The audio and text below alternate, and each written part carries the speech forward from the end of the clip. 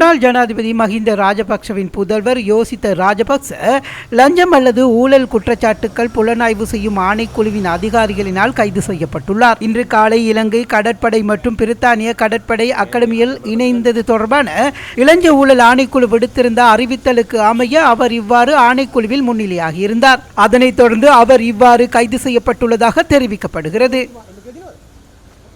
முன்னாள் ஜனாதிபதி மஹிந்த ராஜபக்சவின் புதல்வர் யோசித்த ராஜபக்ச லஞ்சம் அல்லது ஊழல் குற்றச்சாட்டுக்கள் புலனாய்வு செய்யும் ஆணைக்குழுவின் அதிகாரிகளினால் கைது செய்யப்பட்டுள்ளார். இன்று காலை இலங்கை கடற்படை மற்றும் பிரித்தானிய கடற்படை அகாடமியில் இணைந்தது தொடர்பான இளஞ்ச ஊழல் ஆணைக்குழு விடுத்திருந்த அறிவித்தலுக்கு அமைய அவர் இவ்வாறு ஆணைக்குழுவில் முன்னிலையாகியிருந்தார். அதனைத் தொடர்ந்து அவர் இவ்வாறு கைது செய்யப்பட்டுள்ளதாக தெரிவிக்கப்படுகிறது.